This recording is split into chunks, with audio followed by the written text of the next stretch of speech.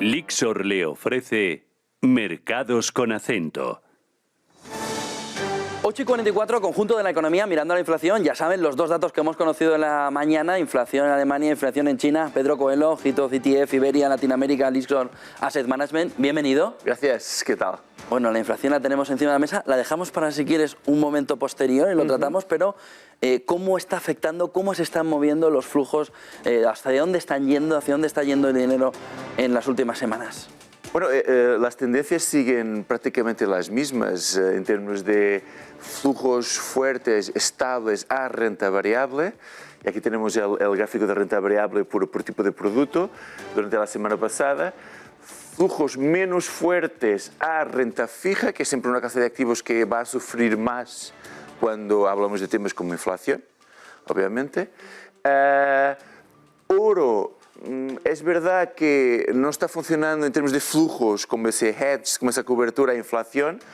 Flujos negativos, hemos tenido hace 2 semanas algunos flujos positivos, pero en gran medida flujos negativos. Y petróleo, a pesar de las subidas fuertes, los fondos que gestionan, que tienen subyacente de petróleo, tampoco tienen entradas muy fuertes. Yo diría que la gran mayoría de los inversores lo que está haciendo es invertir en renta variable como cobertura a inflación y manteniendo las demás clases de activos cercanas, pero no vemos mucho interés, como ves. Lo que se ve en gran medida es otro tipo de activos, como sean las criptomonedas, funcionando como alternativa a oro. No te he traído ese gráfico, pero hay una correlación muy grande entre las rentabilidades de criptomonedas y de oro, y por efecto de sustitución, sí, entre una y otra. Refugio, ¿no? Eso es, y en términos de flujos ves una clara diferencia con respecto a oro y a criptomonedas, más a beneficio de criptomonedas entre los últimos meses, que nos lleva a decir que a lo mejor ese tipo de inversiones también están siendo usadas como cobertura a una posible inflación. Lo que está claro es que esa salida negativa en el oro es importante, ¿no? Sobre todo también para entender por qué el precio del oro está en los niveles que no consigue romper ni los 1900 que intentó hacer en verano y que lo consiguió en apenas unas horas, y sí que nos puede intentar explicar que ahí no puede no estar el valor refugio ahora mismo, ¿no?, en la economía. Claro, se mantiene estable el precio del oro, es verdad, se mantiene muy flat. Supondríamos, por todo lo que hemos hablado de inflación ya este año y el año pasado, que el oro podría ser ese activo refugio importante, pero no, claramente en términos de flujos, este año también no, los flujos, aquí es una foto de las últimas semanas, pero este año es muy flat en términos de flujos. ¿Puede cambiar la fotografía de la renta fija con la previsión de subida de tipos en varias zonas del mundo, Estados Unidos, Reino Unido, Europa, China? ¿Puede cambiar esta foto y que entre más dinero en la renta fija, o esta es la visión que vamos a tener en el próximo año por delante? El tema de inflación siempre impacta mucho más flujos a renta fija que a renta variable.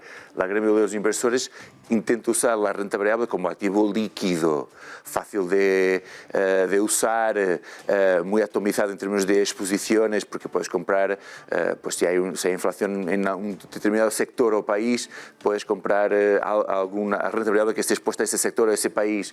La renta fija impacta mucho más la duración de los bonos, la rentabilidad real de los bonos, y ahí tendremos claramente, yo creo, en términos de flujos, veremos flujos flat o flujos negativos a renta fija, si realmente esos escenarios de inflación se materializan, porque estamos constantemente hablando, es verdad que los bancos centrales todavía la consideran la inflación muy transitoria y producto de una circunstancia de la economía, sobre todo de 2020-2021, donde la producción industrial se ha parado o decisiones de inversión se han pospuesto. Necesitamos ver, a medida que la economía vuelva a su camino normal, necesitamos ver realmente si esa inflación es persistente en muchos de los sectores más importantes que hemos hablado aquí varias veces. Y hoy tenemos un gráfico muy interesante sobre también cómo la inflación ha impactado un sector que es transversal a todo nuestro consumo. Que son semiconductores, ¿verdad? Semiconductores. Es uno de los gráficos que más me han llamado la atención, es este. Eso es. Y nos puedes contar un poco cómo ha ido y sobre todo qué es lo que podemos ver, ¿no? Con ese cambio, porque dice lo de no clothes for semiconductors en el chart, ¿no? Y es clave, ¿no? Para entenderlo. Claro, aquí nosotros hemos acabado de lanzar un ETF que replica este sector, el MSCI All Countries World Semiconductors Equipment, pero este es un sector que necesitaba esta exposición directa y poder invertir solo en ese sector, pero como sabes, pues los chips, los semiconductores están presentes en la gran mayoría del consumo que hacemos al día de hoy cuando hablamos de tecnología y cuando hablamos de consumo básico y consumo discrecional. Se habla ahora, por ejemplo, no sé si tienes esa experiencia, pero comprar una nevera o comprar ese tipo de productos más básicos se está poniendo complicado y los precios están subiendo porque faltan semiconductores.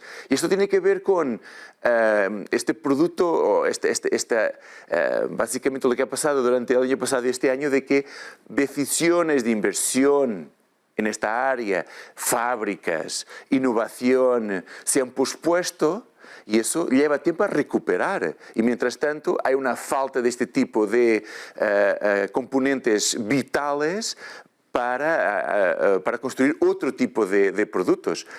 Y cuando hay una falta, cuando hay más demanda y menos oferta, pues aquí vemos lo que pasa al precio de las empresas, que ha tenido una rentabilidad desde 2016 hasta el punto de marzo de 2020, más o menos muy en línea con el benchmark core, el MSCI ACWI, pero después, cuando empieza todo a recuperar, los inversores dan cuenta que este sector está bajo mucho estrés en términos de demanda, en términos de oferta, y aquí tienes el resultado en términos de precio, pues una oferta muy poca, una demanda muy alta con el resultado resultante en el precio. Y la imagen es espectacular. Es un sector que ha crecido muchísimo. Y tiene que ver con lo que hablamos de estas decisiones y es un componente de inflación en este momento, porque si hay poca oferta de chips, pues los productos que necesitan ese chip, que es básicamente los productos de consumo, en gran medida los que compramos al día de hoy, pueden terminarse. Todos tienen esa subida de precio. Hemos visto inflación en Alemania, hemos visto inflación en China esta mañana y nos queda la inflación americana, que es la gran incógnita, la gran clave que vamos a conocer durante el día, lo vamos a conocer en torno de las 2:30 de la tarde. ¿Cómo veis la inflación desde el IXOR y sobre todo cómo veis la inflación en Estados Unidos y cuáles son las claves y a qué le puede llevar a la FED? Hemos hablado de eso hace 2 semanas, de inflación.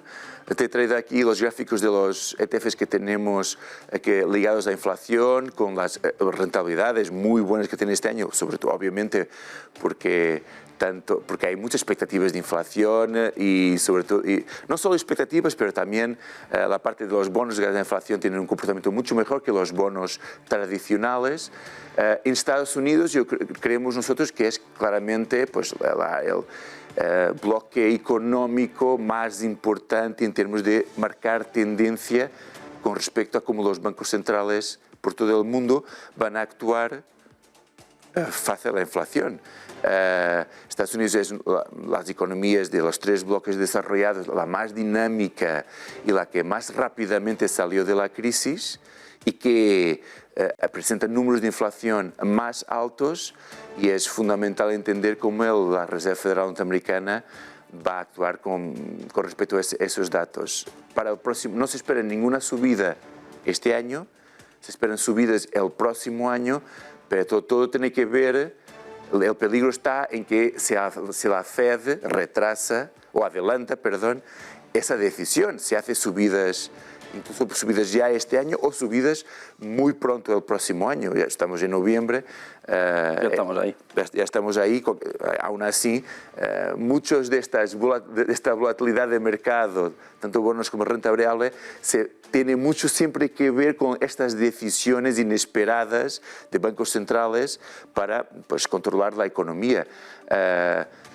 Lo que va a marcar la tendencia y la volatilidad del mercado los próximos meses es este quid pro quo entre el mercado y la Reserva Federal, entre la inflación y la Reserva Federal, de cómo la Reserva Federal va a subir tipos o no, cuántas veces y en qué plazos. Lo que nosotros consideramos es que, y los números están ahí, los hemos hablado hace 2 semanas, estrategias de expectativas de inflación tienen un recorrido bastante interesante, porque son estrategias que ya recogen esas expectativas en este momento, a pesar de las subidas o no de los tipos. Y además, esas estrategias tienen duración muy cercana a cero. Esa duración es muy importante porque cuando subes tipos, esa subida de tipos afecta la duración de los bonos negativamente en términos de rentabilidad.